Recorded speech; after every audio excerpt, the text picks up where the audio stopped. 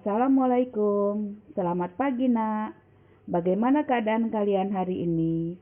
Semoga sehat dan bahagia selalu ya. Minggu lalu kita sudah membahas tentang gerak. Kalian masih ingat? Nah, hari ini Ibu akan menjelaskan tentang gerak pada tumbuhan. Apakah menurut kalian tumbuhan dapat bergerak? Bagaimanakah tumbuhan bergerak? Baiklah, amati apa yang akan Ibu jelaskan. Gerak pada tumbuhan adalah suatu respon terhadap rangsangan baik yang datang dari luar atau dari dalam tumbuhan itu sendiri. Gerak tumbuhan dibagi menjadi 3, yaitu 1. Gerak endonom, gerak yang terjadi akibat rangsangan dalam sel tumbuhan. Gerak tumbuhan yang kedua adalah gerak higroskopis, terjadi karena adanya perubahan kadar air atau kelembaban. Kulit buah akan tampak kecoklatan dan mengering. Contohnya, pecahnya kulit buah polong-polongan.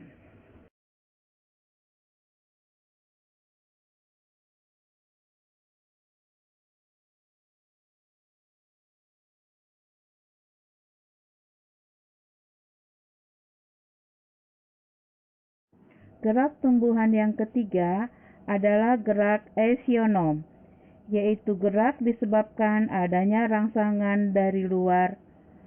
Jika arahnya menjauhi rangsang disebut gerak negatif, dan jika mendekati rangsang disebut gerak positif.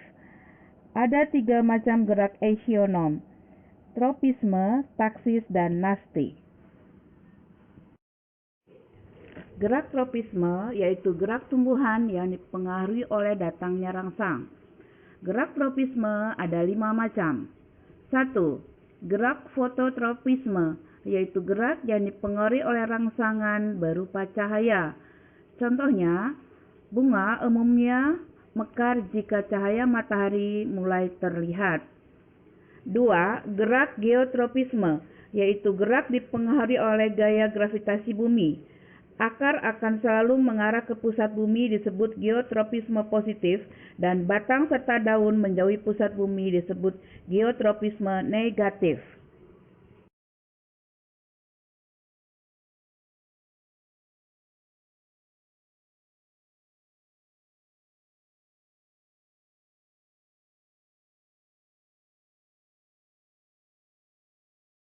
Gerak nasti, gerak yang tidak dipengaruhi oleh datangnya rangsang. Ada 4 macam gerak nasti. 1.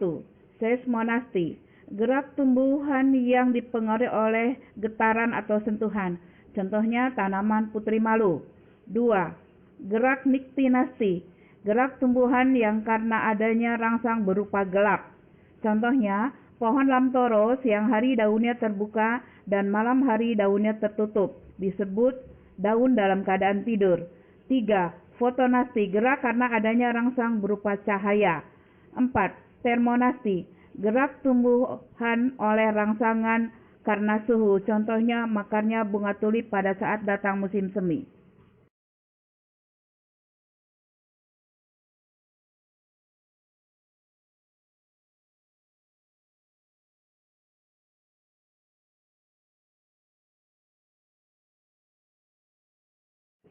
Tiga, gerak hidrotropisme adalah gerak pertumbuhan akar yang mencari sumber air. Contohnya, akar tumbuh ke arah pusat bumi karena pusat bumi juga sumber air. 4. Gerak tikmotropisme, yaitu gerak melilitnya seluruh tumbuhan pada tempat rambatannya. Contohnya, pohon pare. 5. Gerak kemotropisme, gerak dipengaruhi oleh rangsang zat kimia. Gerakan serbuk sari menuju sel telur dipengaruhi oleh zat gula. Taksis, gerak sebagian atau seluruh bagian dari tubuh tumbuhan. Ada 2 macam. 1. Fototaksis, gerak oleh rangsang cahaya. Contoh, euglena atau alga hijau hidup bergerak mendekati sumber cahaya karena dia memiliki alat gerak berupa flagela dan reseptor cahaya.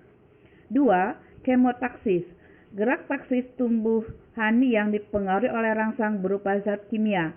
Contohnya, spermatozoid pada tumbuhan lumut atau paku dapat bergerak menuju archegonium karena adanya zat gula.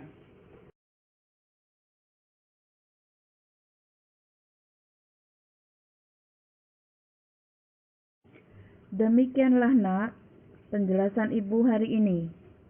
Ibu beri waktu 15 menit kalian keluar ruangan untuk mengamati dan carilah 5 macam tumbuhan. Kemudian, kelompokkan cara geraknya dari tumbuhan yang kalian pilih. Buat laporannya ya. Setelah itu, kalian kerjakan soal latihan yang ada di Google Classroom kalian. Sampai jumpa. Assalamualaikum warahmatullahi wabarakatuh.